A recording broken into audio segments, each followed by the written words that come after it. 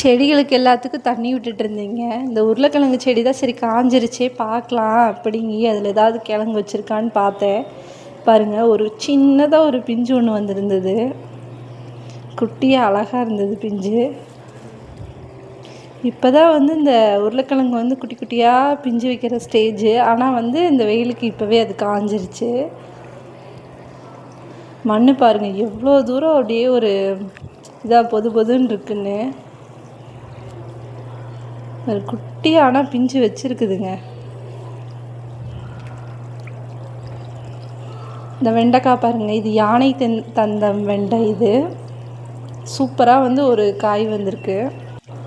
அந்த பக்கம் வச்சுருந்த செடியோட விதையில் இங்கே போட்டிருந்தேன். கடைசியாக ஒரு 2 விதை இருந்தது போட்டிருந்தேன்.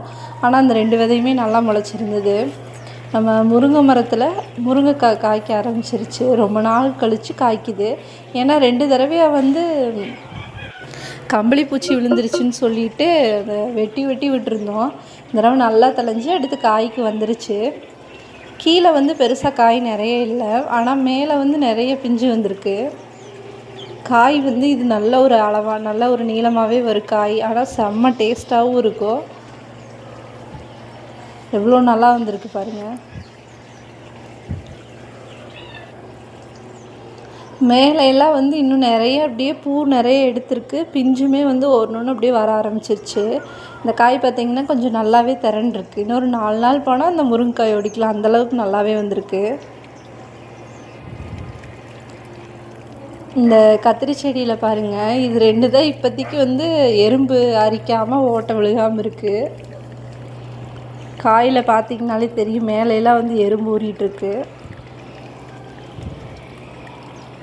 குட்டி குட்டியாக நிறைய பிஞ்சு வர ஆரம்பிச்சிருக்கு. என்ன பண்ணுவாங்கன்னா, எறும்பு பொடியை வந்து மேலே வந்து போட்டு விடுவாங்க. அப்படி போடுறப்போ வந்து நமக்கு எறும்பெல்லாம் செத்துரும். எறும்பு போயிடுச்சு அப்படின்னாலே காயெல்லாம் ஓட்டை இல்லாமல் நல்லா வரும்.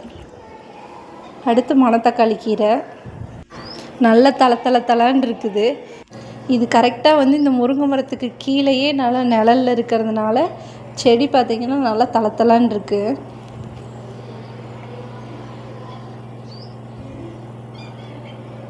இது வந்து நம்ம எடுக்கிறப்ப கில்லாமல் நல்லா அறுத்து விட்டோம் அப்படின்னா சூப்பராக தளைஞ்சு வரும். இது வந்து கீரை போட்டிருந்த மண் தான். 2 தடவையாகவே விதை போட்டு சுத்தமாக கீரை முளைக்கவே இல்லை. அப்புறம்தான் ஒரு யோசனை, சரி எதுக்கும் கிளறி பார்க்கலாம் அப்படின்னு பார்க்குறப்ப உள்ளே பாருங்கள் கரையாக நல்லா ஊறிட்டு இருந்தது. அதாவது கீழே வந்து அந்த சாணி குப்பை போட்டிருந்தோம்ல, அதனால வந்து மண்ணில் சரியாக கலக்காமல் போட்டிருந்ததுனால அது கரையாக வந்து பிடிக்க ஆரம்பிச்சிருச்சு. கரையாக வந்து அடியில் வந்துருச்சு அப்படின்னாலே எந்த விதை போட்டோம்னாலும் சரியாக அதை முளைக்க விடாது. இந்த மண்ணை நல்லா கிளறி போட்டு கொஞ்சம் இது மேலேயே வந்து மண் போடணுங்க. மண் போட்டு நல்லா ஒரு 2-3 நாளைக்கு காய விட்டு அதுக்கப்புறம் தான் இதில் இனி விதை எதாக இருந்தாலும் போடணும்.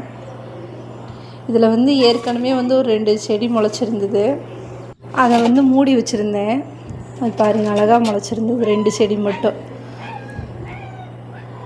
அடுத்து வந்து ரோஸ் செடியெல்லாம் வந்து சூப்பராக பூவான பூத்து தள்ளிடுச்சுங்க.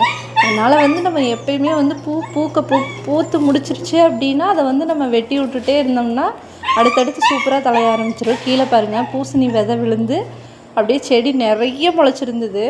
பாதி செடி இருந்தது எல்லாத்தையும் ஒரு 4 செடியை விட்டுட்டு மிச்சத்தை ஃபுல்லாத்தையும் பிடிங்கி எறிஞ்சிட்டேன். இந்த செடி இந்த ரோஸ் குச்சியை நம்ம அப்பப்போ வெட்டிக்கிட்டே இருந்தோம் அப்படின்னா தளைஞ்சு நமக்கு பூ வந்துகிட்டே இருக்கும். நமக்கு வந்து ரோஸ் வந்து அடிக்கடி நமக்கு கிடச்சிக்கிட்டே இருக்கணும் அப்படின்னா இதுதான் சூப்பரான டிப்ஸு. நமக்கு பூத்து முடியுது அப்படின்னா வந்து நம்ம வெட்டி விட்டுறணும். அப்போ தான் வந்து அடுத்தடுத்து பூ நமக்கு வந்துகிட்டே இருக்கும். இந்த வீடியோ அவ்வளோதான். உங்களுக்கு பிடிச்சிருக்கு அப்படின்னா நம்ம வீடியோவுக்கு வந்து கண்டிப்பாக சப்போர்ட் பண்ணுங்கள். ஃபுல்லாக எல்லா வீடியோவும் போய் பாருங்கள், செக் பண்ணி பாருங்கள்.